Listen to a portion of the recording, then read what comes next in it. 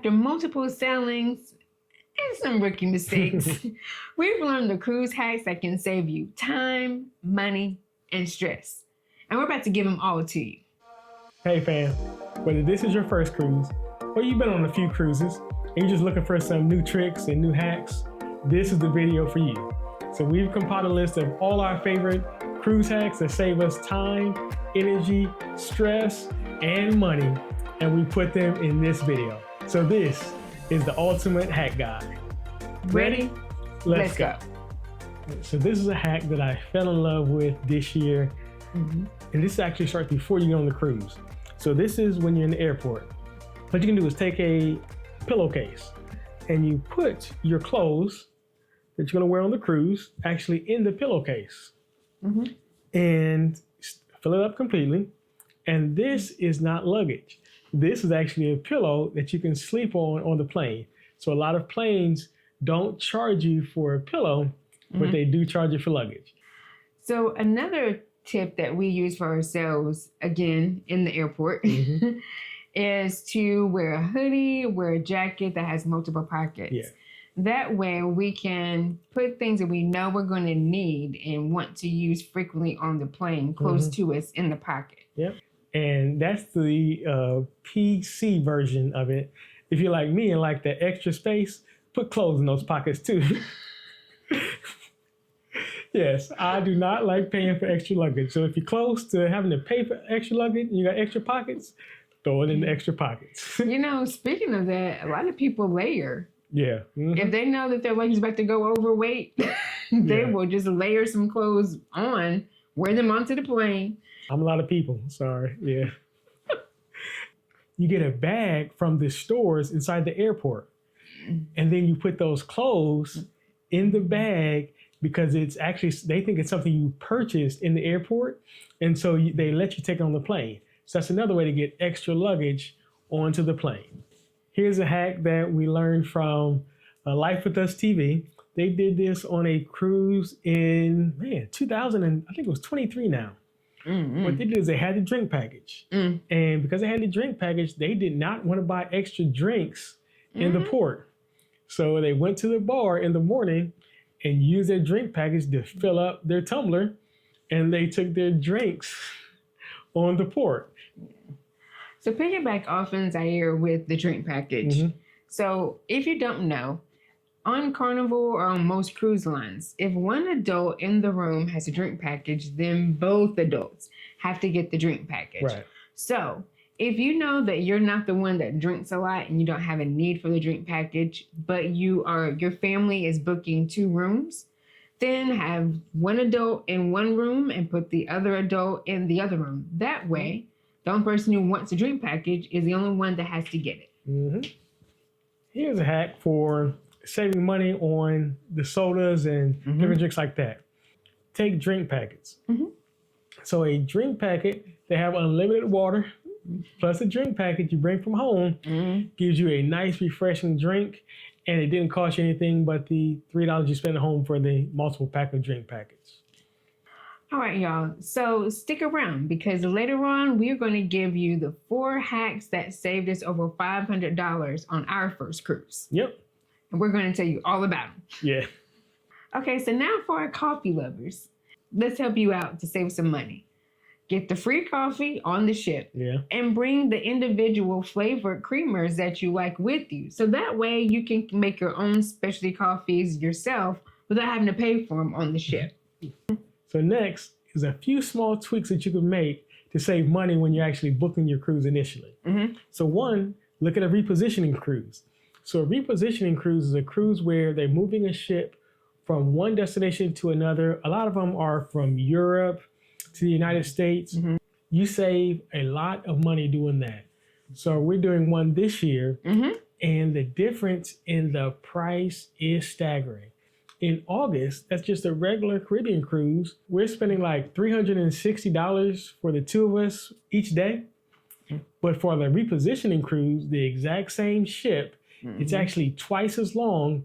We're spending like $220 per day for the 2 of us. Yeah. So that's a lot of savings per day on a cruise. So another way to save money is instead of doing a 7-day cruise, do a 6-day cruise. Usually that 1 day difference. You're going to the same ports, you're going to be able to see the same beautiful destinations, but you're saving yourself some money. You give up 1 sea day and you see the same cities. Yeah. So another way to save money during booking is going to off season. So what we consider off season are the times when the kids are still in school. Right. Now that's typically when we cruise. It's when the kids are in school. For more than one reason. Yes. But that definitely is a way, though, to get a lower price on your cruising. And one byproduct of that is you get a more peaceful ship, too. Yeah, so definitely look at the off-season. Yeah. Here's another tip from a travel agent. I always encourage my clients to think about if they can book a group. Yeah. If there's a few people that might want to go with them and I encourage you to come. Yeah, that you want to go with you. And this is why. Because once you book a group and you qualify for a group, there are amazing discounts that come with that.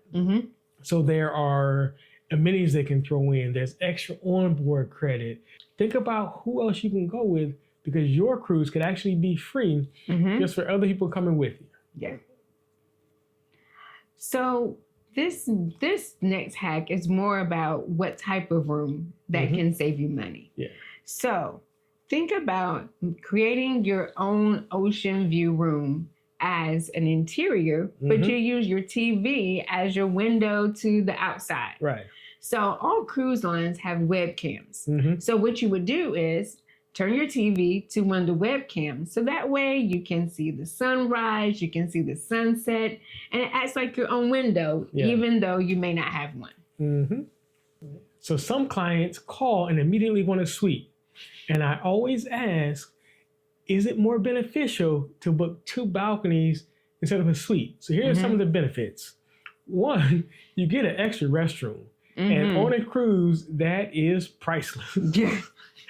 Another one is your balcony can be much larger. Yeah. So if you book 2 rooms that are next to each other with the connecting room, and you open up the balcony space, now you have the size of 2 balconies, and you have twice as much of everything. So 2 chairs, 2 tables, and you get that. Then, because you can have the 2 twin beds in each room, plus you'll have the couch beds. That's up to 6 beds in a room. So, and then you can actually save money on 2 balconies over a suite sometimes. Yeah. So definitely think about that. Is 2 balconies better than a suite? Yeah. So this next hack is going to be book early. A lot of people want to wait and think about what they want to do. If you see an itinerary that you like, just go ahead and book it. Because even if the price goes lower, you can guarantee that you'll get that lower price. You don't want to wait around hoping that the price goes down and then the ship sells out or the price goes up. Right. So as soon as you know what you want, just go ahead and book it. That way you can lock in that price, whether it goes up, and if it goes down, they'll give you the lower price. And what you want to look for to make sure you can get that lower price is price protection. So always make sure your bookings have price protection on them. Okay, y'all. So another hack is now we're going to talk about Wi-Fi and internet. Now, some of us, we can unplug and be just fine. That would be me. Then there's some of us who just need to stay connected no matter what. Did you look at me when you said that? I sure did. And that is they get the Wi-Fi package. So what we would recommend is just have one person get the Wi-Fi package and share it. Yeah. One person can use it for whenever you need it. That person can log out, and then the second person can log in and need it for whatever they may want for a few minutes, which would be me. But that way, you just use one Wi-Fi package, you save money, and don't have to buy 2. Yep. And here's another thing. If you're not a person that constantly needs the internet like I am, what you can do is you can ask the crew. So when you get off the ship, you'll see crew getting off as well. What you can do is follow them. They will always follow them. Well, just make friends with them. Sounds kind of stalkerish. Yeah. Make friends with them. They will always gravitate towards the free internet. Mhm. So there's usually a coffee shop or somewhere you can go in the port that's going to have free internet, and you usually see the crew hanging out there. So another hack that we use and that we've tried is day one on the ship, go to the spa. Usually they're going to have a raffle. They're going to try to have the biggest deals because they're trying to go ahead and generate as much public traffic into the spa as possible. Mm-hmm. So go to the spa day one and see what you can get. Yeah, you might win a spa treatment. Mm-hmm. Worst case scenario, you just get a teaser massage. Still, you win. We take our own photos. You can use the staircases on certain ships. They have different Instagram-worthy backgrounds that the professional camera people don't use because they have their own background set up. Yeah. So get your group there, take a group photo. You can actually pass it out to everyone once you get home. Mm-hmm. But that saved us $50, $60, $70 when we do that. Yeah. So what I do is I bring my tripod for my camera, set it up, put the timer on it. I've got my own personal group photo. So this is a tip for the ports. So if you know you want to get your own souvenirs or buy some things for your loved ones, we always recommend walking a little bit outside of the port to get your souvenirs because the magnets and the bags that are going to be $20 and $15 inside the port, you can go down the street and get 3 for $5. Yep. So just get a little exercise, get some steps in, walk a little bit outside the port area, and save some money on your souvenirs. Yeah. So we did that in Nassau last time. Yeah, it was, I think, $15 or $17 for the magnet inside the port. It was half a block away. They charge us $5. So here's a hack for saving on excursions. The cruise lines put some together for you, but one is they make sure that you can guarantee to get back on the ship. That's usually their selling point. But there's a couple companies that do the exact same thing, but their excursions are about anywhere from 20 to 40% less. The ones that I recommend are either Shore Excursions Group or Viator. I'll put the links down below, but they have a back to ship guarantee where they have to give up money if they don't get you back to the ship. And you know companies hate giving up money. So this is another tip for an excursion that you create on your own. There are going to be a lot of places where you can go snorkeling on your own. They have beautiful beaches, clear water right off the boat, like at Grand Turk, Mahogany Bay, beautiful water. So instead of renting snorkel gear, bring your own. You know what this has been because it came with you and you know who's used it. Be safe, y'all. Just get your snorkel gear. It's okay. All right, y'all, it's that time for those 4 hacks that we told you saving us over $500. And the first one is a travel agent. And y'all, I happen to know a very good one. If you didn't know, petwaytravel, shameless plug. But seriously, on our first cruise, we didn't know what we were doing, but our travel agent did. And he saved us about $200 on our first cruise. So we always recommend just work with a travel agent so that you can have someone that you know is watching your cruise fare for you to make sure that you get the best deal, no matter what's happening. Here's one. On our first cruise, we use our onboard credit to pay for our gratuities. So we got $250 onboard credit. We just slid that right to gratuities, and that was able to pay for our gratuities, saved us about $250 out of our pocket. Now, the next one is about what to do on port days. We did this on our first cruise, and we still do this today. And that is, if the port is close to the ship, we'll just go back to the ship and eat lunch. You already paid for it. It's free. So unless there's like a specialty place you know you want to go to in that area, just go back to the ship. Eat lunch real quick and then hop back off and have some more fun. That probably saved us $100 in itself right there. Yeah. And here's another one we did on our very first cruise. We went to Teppanyaki and we ended up going for lunch instead of going for dinner. It was the same meal, the same servers, the same menu. Everything was the same. We just went earlier. The price. And so it was cheaper.